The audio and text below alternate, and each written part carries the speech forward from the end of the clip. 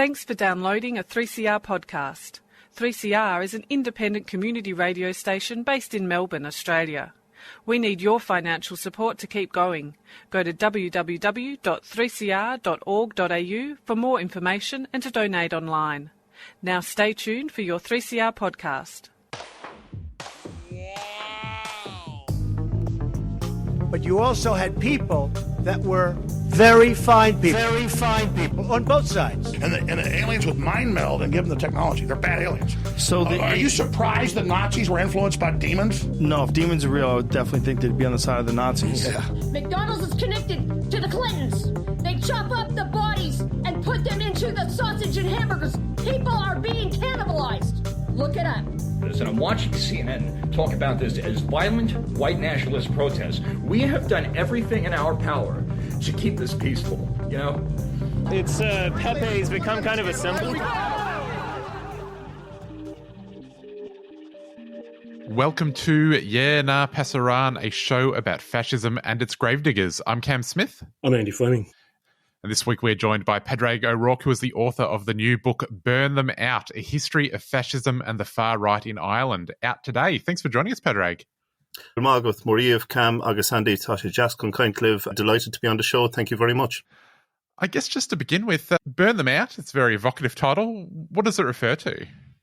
Well, it refers to a speech that was given by a masked far-right activist in front of what we call here a Garda station, a police station in the south of Ireland. And it was during an anti-immigrant protest, and this guy stood up in a mask, grabbed the megaphone. A number of people in the crowd were waving far-right flags, including one swastika. And he said, it's pointless protesting on the streets. What we need to do is go to where these people live and to burn the seas out, burn them out. So it was an incitement to, as far as I can see, arson and violence that happened right in public view of the police, and nothing, as far as I'm aware, seems to have been done about it. And unfortunately, since 2018, we have had a spate of more than 30. The last time I stopped counting at the end of 2024 when the book went to print, but we've had at least 30 arson attacks on hotels and different accommodation buildings that were being used to house refugees and asylum seekers, because obviously Ireland traditionally, our greatest export was people. And of course, there's huge Irish community in Australia and Britain and America, all over the world. But for the first time since the late 90s, early 2000s, we've had people coming in because of the Mediterranean migrant crisis and because of climate change in Africa, because of Putin's invasion of Ukraine. And unfortunately, we're seeing these arson attacks, and I am very worried and think it's only a matter of time before they go the way that arson attacks in Germany in the late 80s and early 90s went, when they turned fatal, and they didn't just end up burning buildings, but buildings with Turkish immigrants in them. These sorts of actions are obviously quite violent. How are they received by, I guess, the general public? What's been the response? Well, the general Irish public is opposed to them. And, you know, they haven't had any of the far-right parties and agitators and so-called citizen journalists who stood for election here haven't had any political success. You know, none of them were elected to our parliament. There are a handful, you're literally talking far less than 10, who have even managed to get into local government. And even then, they wouldn't be openly fascist, but would be kind of very vocally anti-immigration. And that would be amongst 949 councillors in the south. So these people have little to no public representation. The sad thing is that the police to date, as far as I'm aware, have not prosecuted a single person for any of these arson attacks. And what we've seen is increasing violence on the Irish streets from November 2023 up until last summer and to the present. And often, while you will have agitators from far-right parties involved, what you find is YouTubers, online influencers, you know, memes. A lot of this is being spread through social media, and you're getting ordinary people who previously had no engagement in politics starting to believe their conspiracy theories about great replacement and so on. And it's interesting that, you know, Facebook, Meta, Google, YouTube, a lot of these big platforms are based in Ireland for tax reasons and aren't taking any real action to stop this, as far as I can see. I mean, there's a huge amount of Holocaust denial and hate material appearing on Facebook and on YouTube now that I feel is kind of almost pointless reporting it because it never seems to get removed. Are there any laws within Ireland that apply to online content? We do have a hate speech bill or hate speech laws, basically, which if you're encouraging violence against a person because of their ethnicity or you're harassing a person specifically because of that, you can be prosecuted. However, those laws are from the 1980s and they're largely based on the idea of harassing somebody by post, by mail, rather than the internet wasn't around in the 1980s. The last government did propose a revisal, a new hate speech legislation, but that ended up getting shelved before the last general election, so was never passed. I mean, things like Holocaust denial are perfectly legal here. You know, I personally, and I don't think it's controversial to say so because Jewish historians of the Holocaust like Deborah Lipstadt will say the same. I don't think prosecuting Holocaust deniers is worthwhile because you only make martyrs of these people. But when you hear them calling to literally burn refugee centres out and they're calling for violence against people in a new Holocaust, then I think we've got a serious problem and that needs to be prosecuted. So we've seen this violence not just in the south of Ireland, but increasingly in the north of Ireland as well. And that has been in the north primarily. It is amongst the pro-British loyalist communities. And unfortunately, since fascism first arose in Italy in the early 1920s, it has had an impact there. That's a good segue into talking about the book, Pádraig. The book deals with the history of fascism in Ireland. Could you tell us what happened in the 1920s when fascism rose in Italy? What happened in Ireland? Well, what happened in Ireland was we started seeing the first fascist groups get a toehold here. One was an Italian fascist group based in Dublin called the Fascisti di Dublino Michelangelo, but they never really expanded beyond the 200-strong Italian expat community in Dublin at the time. The group that really picked up Mussolini's ideas and ran with them here were called the British Fascisti. And they would have been founded by a woman called Rotha Linton Orman. She was an English woman who believed in the conspiracy theories of another English woman at the time called Nesta Webster. She would have been the Alex Jones of the era. And at this time, the south of Ireland had just gotten partial independence within the British Empire. There had been a war of independence, followed by a civil war and a lot of political turmoil in Ireland. And this is when Ireland gets partitioned between north and south. And it was very common amongst British conservatives and British unionists here. And I know unionist in Australia often refers to a trade unionist, but here it refers to people who are very pro-British and conservative in their politics. And the same way when I talk about Republicans, that is a very different meaning here to what it does in, let's say, the US.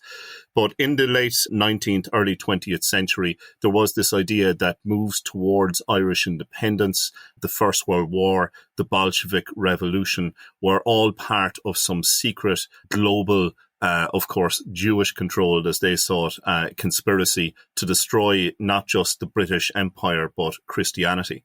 So this group, the remaining loyalists, the remaining unionists who were pro-British in the south of Ireland, a lot of them kind of flocked to Dublin, where there was a large Protestant loyalist population at the time.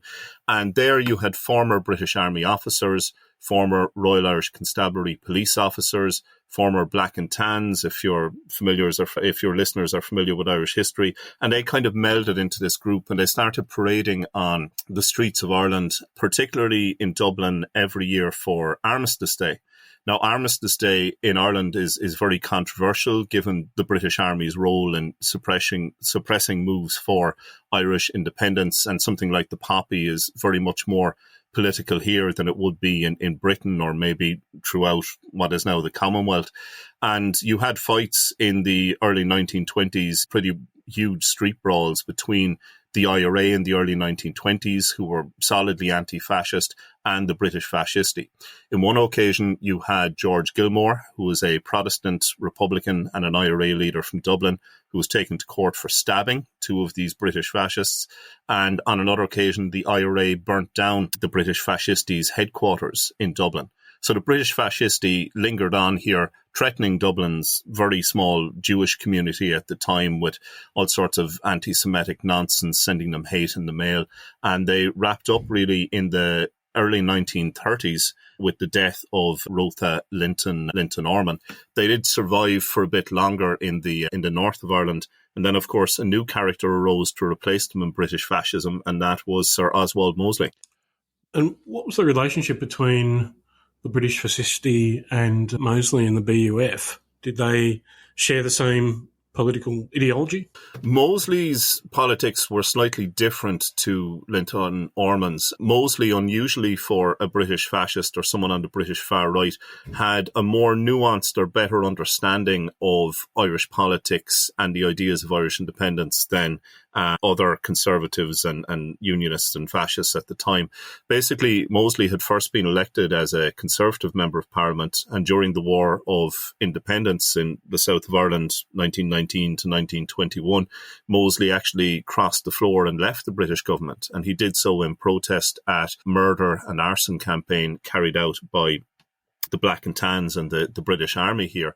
And Mosley was not in favour of Irish independence. He was certainly not in favour of an Irish republic, but he kind of had this idea that the British Empire was a stainless, manly, chivalrous institution, and that the actions of the British Army in Ireland were staining this.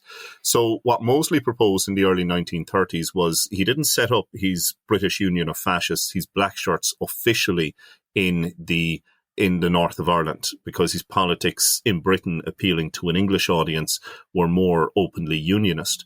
But in the north of Ireland, what he did was he founded a group called the Ulster Fascists, and he tried to draw symbols from both sides. And what he would do was he talked about how he could unite Green Catholic nationalists and Orange Protestant loyalists in a new fascist united Ireland that would be part of the United Kingdom and part of the wider British Empire. But the Irish question, if we call that, the constitutional status of Ireland, pretty quickly ripped this group apart. There were discussions amongst the Ulster fascists over whether they should join forces and unite with a fascist group in the south called the Blue Shirts, led by Owen O'Duffy, a former IRA leader who had actually met Mussolini on at least two occasions. And that political question tore the group apart, and it quickly fell apart. But what we saw in more recent times is some people on the extreme far right of Irish nationalist politics finally getting together with loyalists in the north, and they were kind of united by a common hatred of Muslim immigrants and anyone who was foreign. That's nice that they've all been brought together.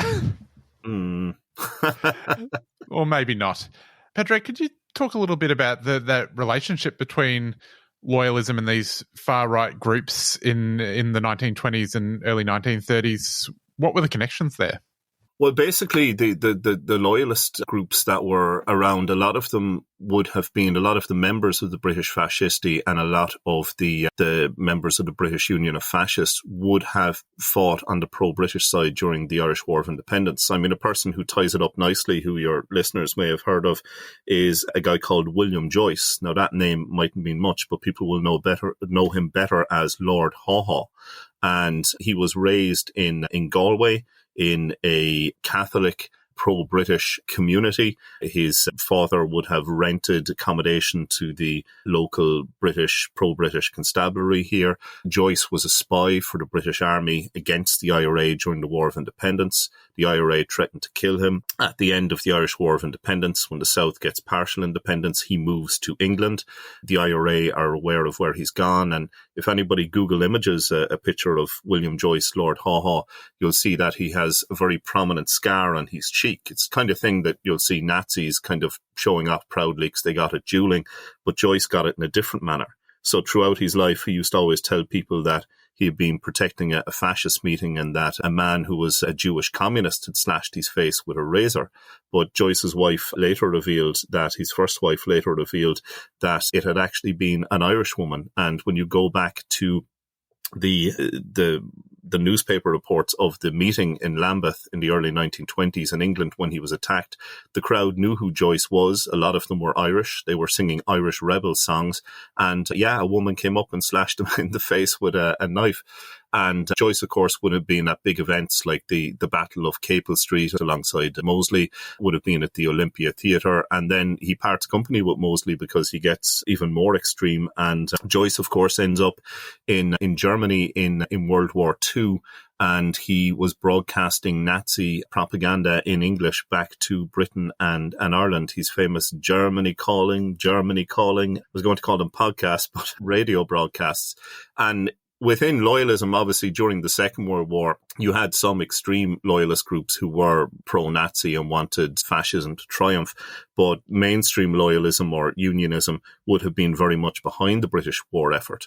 But what you saw was in the 1970s, 1980s, with the formation of groups like the National Front, the British National Party into the 1990s, that loyalist paramilitaries like the Ulster Volunteer Force, the Ulster Defence Association, who were fighting against the Provisional IRA of that time, had very strong links to neo-Nazi terrorist groups like Combat 18 in Britain, and you had weapons from England, where the gun laws were more lax at the time, being smuggled over to the north of Ireland. You had fundraising happening amongst National Front groups in London for loyalists in the north. And you actually had branches of the National Front and the British National Party opening in Ulster, as they would call it. And we have a group here called the Orange Men. Now, it's a kind of extreme Christian group. I think you may have some branches of them in Australia, New Zealand, Canada, and further afield. But basically, it is fundamentalist Christian, Protestant, pro-British group. Some of them dabble in ideas like British Israelism, which are pretty anti-Semitic. And every year in Ireland, in the north, on the 12th of July, they have these great big bonfires. And they're huge community gatherings for the pro-British loyalist community there, if we call them the Orange community. And on those bonfires, they will openly burn images of the Pope. They will burn images of Catholic, Republican or nationalist politicians. Quite often as well, they will burn Palestinian flags. They will burn symbols of Islam. They will burn Catholic statues they have stolen. They will burn LGBT flags. So really, it's kind of a hate fest. And when things like this happen in England, they will be prosecuted as hate crimes. But when they happen in the north of Ireland, they're regarded as, quote, orange culture. And the police service of Northern Ireland there tend to turn a blind eye, which I think proves that Northern Ireland is not quite as British as Finchley, as Margaret Thatcher put it. But at the same time, on the 12th of July, you also start seeing, around that time in early July, you start seeing graffiti going up, threatening immigrants, threatening landlords who rent houses, not just to anyone from a Catholic Irish background, but also to anyone who is from an immigrant or Romanian or a refugee background as well. And it's not unusual to see Confederate flags from the American Civil War, and in some cases even swastikas being flown in places like Belfast and Ballymena in the north. And what was really bizarre recently was after the Southport stabbings in England, when somebody who was born in Britain but whose parents were from an immigrant or refugee background stabbed and murdered 3 little girls at a Taylor Swift dance class, you saw protests, violent protests, which I'm sure you covered, all over England. They didn't really happen in Scotland and Wales. The only other place they happened was in East Belfast in the north of Ireland, where it was happening in the loyalist community. And the rioting and the violent attacks there on immigrant businesses actually continued for a few days in the north after they had stopped in Britain. And there was, in early August of 2024, there was a so-called Christian protest organised against Islam and immigration outside of Belfast City Hall. And what was bizarre to see was what I mentioned earlier, kind of Mosley's dream coming true, that anti-immigrant protesters from Dublin, a group of them, went up with their Irish green, white and orange tricolours and stood in beside a bunch of loyalists waving the Union Jack or the Union flag. And this is kind of turning Irish politics on its head. And we were looking at these guys, far-right guys from Dublin, going up there and saying, don't you realise that a month ago these guys would have burning an image, any Irish image like the Irish flag, on their bonfires and would have been ready to kill you? And now you're standing side by side. It's just ridiculous. Pádraig, we do have a few adherents of British Israelism here in Australia. I was wondering if you could perhaps tell us a little bit more about this strange ideology. Yeah, so British Israelism is this bizarre idea, entirely pseudo-historical. Like, by training, I'm a historian and an archaeologist, and I can tell you this has absolutely no basis in fact. But it's this crazy idea that the modern day actual Jewish people are not Jews, and that the real Jewish people are the lost tribes of Israel, that these people moved from the Holy Land, from Israel, Palestine, call it what you will, depending on your politics, to the north of Europe, and that they settled there, and that white Anglo-Saxon Protestants are the real God's chosen people. And of course, this feeds into ideas of white supremacy and anti-Semitism and all this kind of stuff. And this has been popular in Ireland amongst sections of the Unionist community from the late 1800s right up to, sadly, the modern day. You had a British noblewoman, the Countess of Athlone, who founded the World British Israel Forum with a guy who was a Grand Wizard of the Ku Klux Klan in the 1920s. And they did things here, like they went to this ancient sacred Gaelic site called the Hill of Tara, which is very important in Irish mythology and old pagan ritual and in Irish archaeology. And basically they had this bizarre idea that the Ark of the Covenant from the Bible was hidden there. So Indiana Jones fans, he got it wrong. According to these guys, it was actually hidden in Ireland. And they basically destroyed large parts of this site. But the group continued on, the idea continued on in loyalism.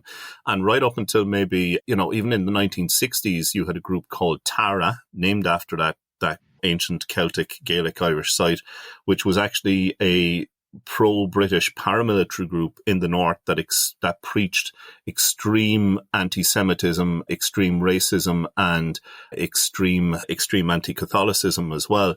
And I mean, you even see this with some unionist politicians in the north today who, would have very far right ideas and would link in a lot with the extreme Christian right in America. And some of them are even biblical creationists. Pádraig, religion is obviously a very important political vector in Ireland as elsewhere, but I'm wondering if you can speak to the long shadow that the Catholic Church has cast over Ireland, and what was its response to these developments through the 20th century? Well, it's important to say that religion isn't everything in Ireland, and the English or British colonisation of Ireland began when everyone was just Christian, more or less, began in the late 1100s. And at that time, there was no Catholic and no Protestant. And Catholic and Protestant tends to be used in Ireland as kind of a shorthand for British or Irish. But obviously you do have Irish rebel leaders like Theobald Wolfe-Tone, who's kind of our George Washington in the 1790s, who is a Protestant Republican, George Gilmore I mentioned earlier. And you do get people like William Joyce, who are from a Catholic background, who are plenty, who are pro-British. But to talk about religion and its kind of role with fascism in Ireland, definitely in the south, where the majority of the population would have been up until recently Catholic. A lot of people would identify as Catholic in the south now, but don't identify religious services. And Ireland is becoming increasingly secular in the south, where things like divorce, homosexuality and abortion, which in my youth growing up were illegal, have all now been legalized by popular referendum. And even gay marriage, we were the first country in the world to legalize that by popular vote. But what we've seen is in the 1930s, 40s, 50s, the Catholic Church in Ireland was 100% behind fascist groups in the south, was openly praising them while denouncing all Irish anti-fascists in the south as closet communists. And a lot of anti-Semitism that you see in the south of Ireland comes from kind of theological anti-Semitism, that it's Catholics having been taught by priests that, the Jews are, as they would put it, Christ killers. And then you also get the political anti-Semitism, which may be more common in maybe the Protestant loyalist community in the north, which is the idea that the Jews are controlling some kind of secret cabal. But thanks to the internet, those two ideas are kind of merging. I think we should say as well, it's important. I would see a difference between, people have the right to criticize the state of Israel, and people in Ireland will be generally the population here will be quite pro-Palestinian, and you will get people from Jewish backgrounds who condemn what's happening in Gaza and so on. And I don't think we should conflate what's happening in the modern world and criticism of the state of Israel with genuine anti-Semitism, which of course 100% exists and which sadly Jews in Ireland have had to live with from the 1920s right up until the modern day because of these extreme far-right groups. A number of Australian historians have argued that the Spanish Civil War had a profound effect upon the composition or the political composition of the Catholic community in Australia, driving many towards support for Franco. Can you elaborate, Pádraig, on what happened in Ireland as a result of the Spanish Civil War and what Owen O'Duffy and the blue turned green shirts accomplished? Okay, so basically I heard a description once which was very apt that a bayonet was something which had an Irish man on each end of it, because in global conflicts worldwide, like the American Civil War, there were of course some Irishmen who fought for the Union and some Irishmen sadly who fought for slavery and the Confederacy. We kind of decided to reenact or recreate our Civil War from 1922 to 1923 in Spain when the Spanish Civil War happened. So in the 1930s, Owen O'Duffy, who we mentioned earlier, is the fascist leader leading the Blue Shirts in very close cooperation with the Catholic Church.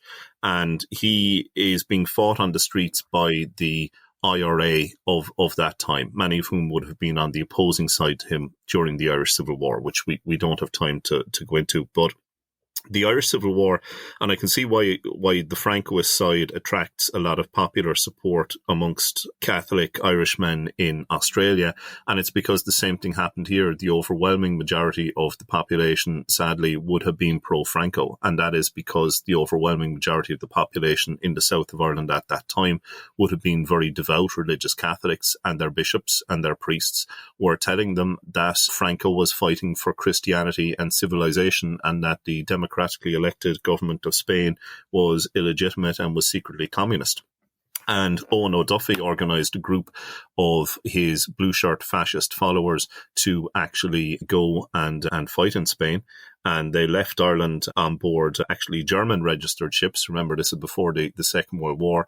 So as Christy Moore, who wrote the foreword to my book, a great, huge figure in the Irish political and folk scene, I think you could call him Ireland's Woody Guthrie, as he wrote in one of his songs, the bishops blessed the blue shirts in Dunleary as they sailed beneath the swastika to Spain. Now, thankfully, Ireland's honour was redeemed by a large number of anti-fascists who also signed up to fight for the Spanish Republic. They were led by Frank Ryan, who was an IRA leader who had fought against O'Duffy in the Civil War and later fought his blue shirts in the streets. You had people from Protestant or Church of Ireland backgrounds like Bob Hilliard from Killarney join in, so it kind of crossed the green-orange divide there. You had just Irish communists, Irish socialists, Irish trade unionists, Irish Republicans, Irish Democrats.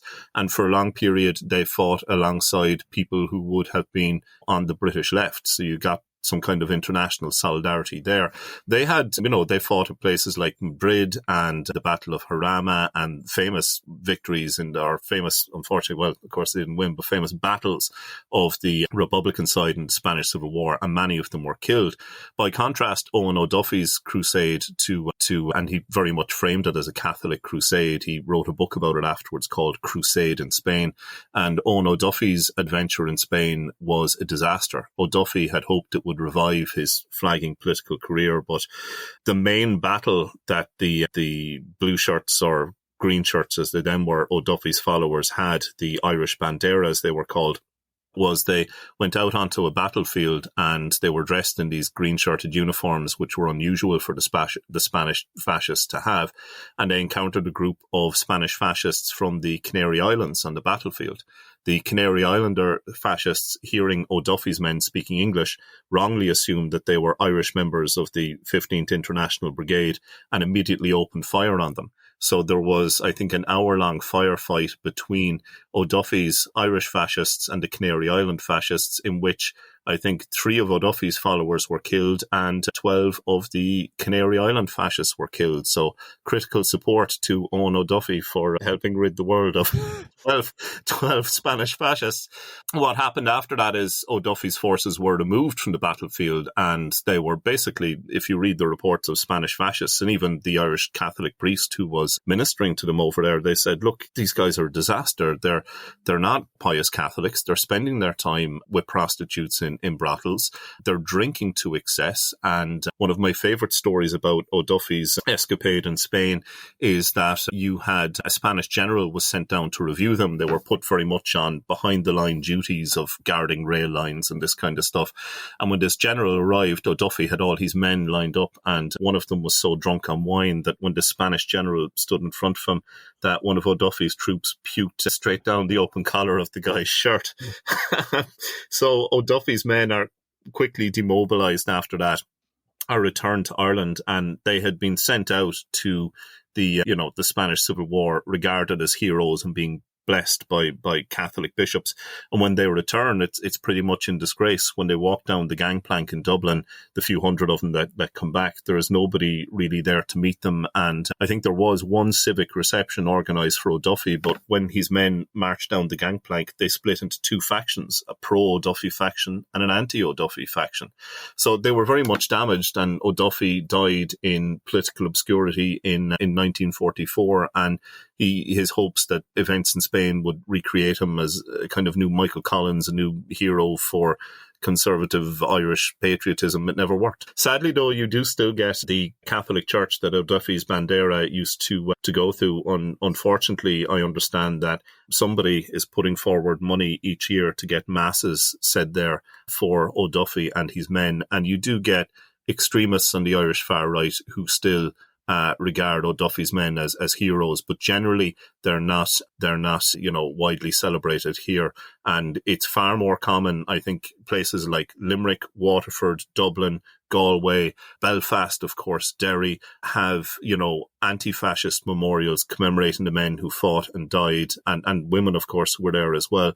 On the anti-fascist side, it's not uncommon to see murals in West Belfast and Republican areas, and even in places like Dublin City commemorating anti-fascists. And of course, there's Irish plays and films like Dancing at Lunasa, which commemorate that struggle. And of course, Christy Moore's great ballad, which you'll still hear sung here, Viva la Quinta Brigada, about the Irishmen in Spain. Pádraig, World War II is another event that is tackled in the book. The description of those battles reminds me of, it seems like there was a series of farcical contributions to Nazism from various people from Ireland. Could you tell us a little bit about Ireland's involvement in World War II? Yeah, no problem. And my own politics, I'm quite open to say, are obviously anti-fascist, but Irish Republican as well. And I have to admit, as a historian, that from the 1920s up until 1938, Irish Republicans were solidly anti-fascist, fighting groups like the British Fascisti and O'Duffy's Blue Shirts. Unfortunately, come 1938, the IRA leader of that time was a guy called Sean Russell. And Sean Russell was a blind militarist. He was willing to take help off anyone who he thought would give him military aid and funding to basically fight the British and to liberate the North as he saw it, and to have Northern Ireland integrated or reintegrated with the South of Ireland and political unity. Now, in the mid-1930s, this brought Sean Russell over to Moscow to meet Stalin.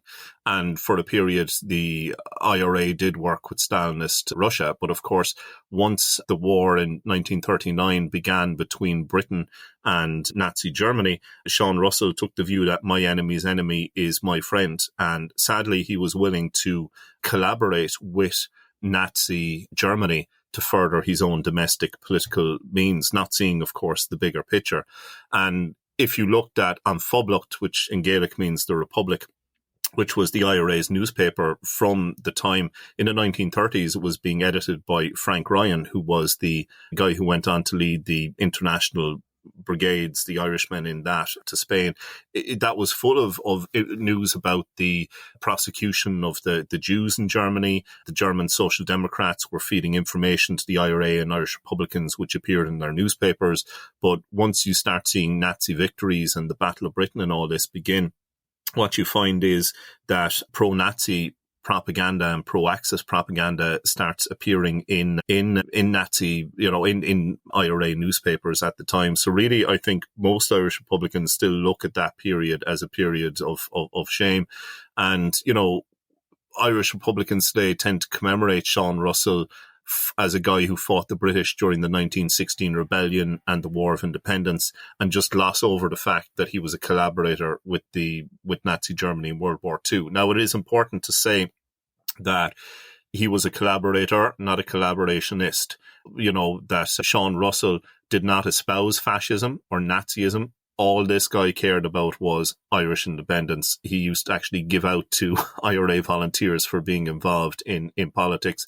And even British military intelligence and the German Abwehr military intelligence said, this guy isn't political. He just wants guns and money. He'll take them from whoever given to him.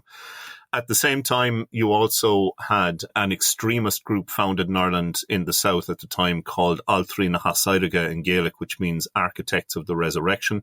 That was founded by a guy called Gearóid Ó Chuineáin, or Gerard Quinnigan in English. He was from Belfast, had moved down south, and he wanted not just a fascist Ireland, but a Gaelic-speaking fascist Ireland. And his plan was to basically, if the Nazis invaded, that he would assist them and fight against the Irish army, and that he would become An Ceannra, as they would say in Gaelic, the leader, the Irish Führer. And Gearóid Ó Chuineáin is kind of a farcical character because he was going to double down on Hitler. He didn't just want a 1,000-year Reich, he wanted a 2,000-year global Gaelic-speaking Reich. And his political career ends in failure in the 1950s when his own party splits. But they're actually the first people to promote Holocaust denial in Ireland. Thankfully, when it comes to Irish republicanism and the Irish language community, in the 1950s and up to the modern day, they very much take a left-wing turn again. And when you have seen street fights in more recent times, let's say in 2015, there was an attempt by Pegida, if you've heard of those guys, the German anti-Islamist group. Tommy Robinson, who I'm sure you're familiar with, attempted to set up an Irish branch of them in 2015. And at the GPO, which is the launch spot, the headquarters of the Irish Rebellion of 1916, which is kind of a sacred site in Irish politics. It's as big as the Bastille in French politics or the White House in American politics, that Pegida tried to hold their rally there. And what was great to see in 2015 was people from the LGBT community, people from, the Muslim community in Dublin, people from immigrant backgrounds standing side by side with thousands of trade unionists, and of course Irish Republicans, people from parties like IRIGI, people from parties like Sinn Féin, Irish language groups like Mishnach, and they basically, stood at the GPO in their thousands and said, you are not going to organise a fascist rally here. And there were kind of running street battles between them and the small group of far-right Pegida supporters who turned up, some of whom ironically were actually Polish fascists who had emigrated to Dublin for work purposes, but that rally ended up being abandoned. So today it's quite common for, people who would have been very active on the Republican side, even some former paramilitaries and IRA prisoners who would have been in the H blocks in the 80s and who would have been on hunger strike, think Bobby Sands and that kind of stuff.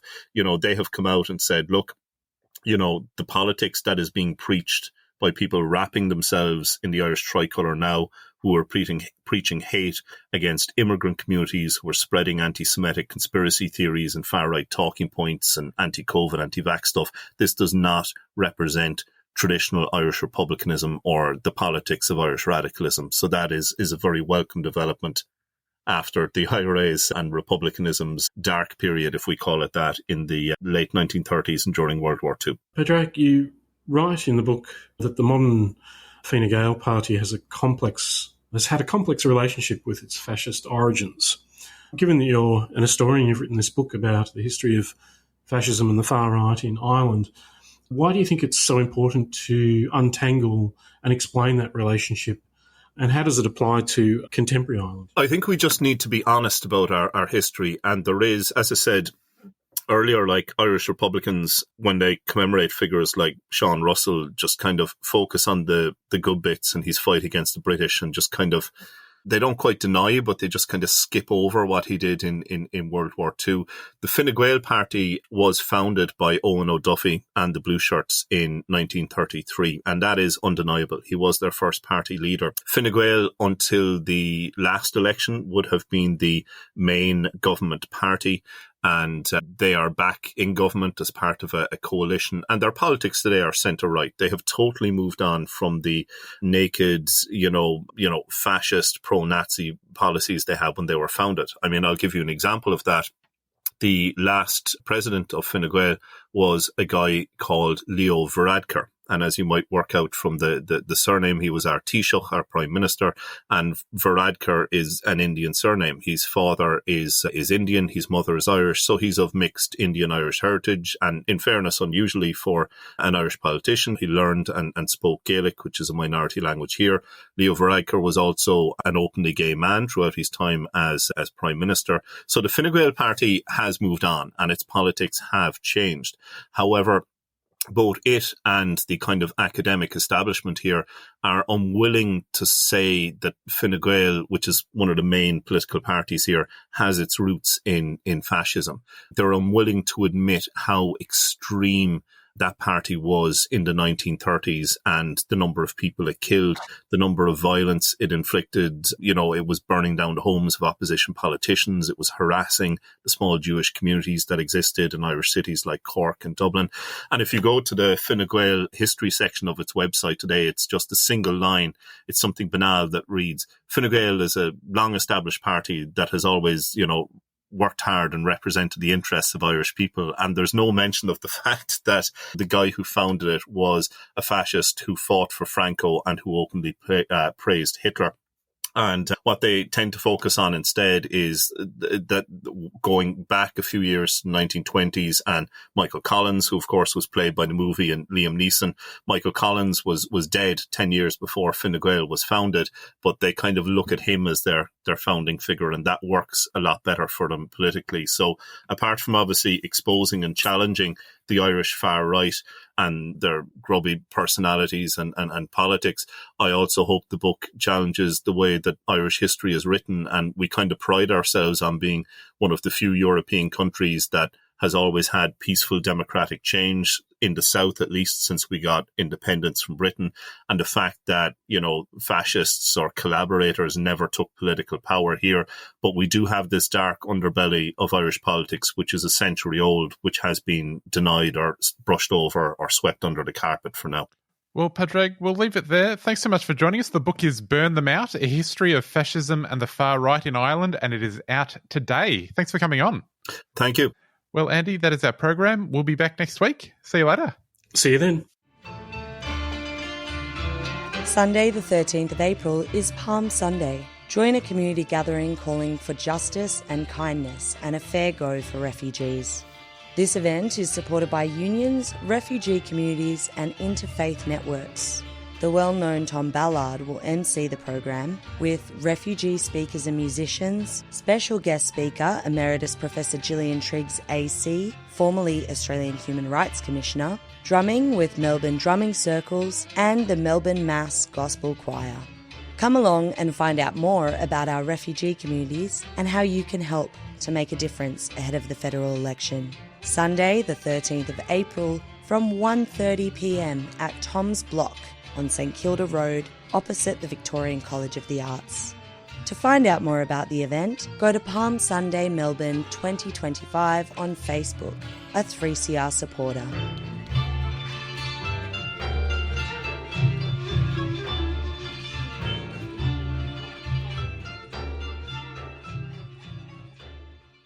Connecting Home is a safe space for survivors of the stolen generations and families to share stories and get support without judgment.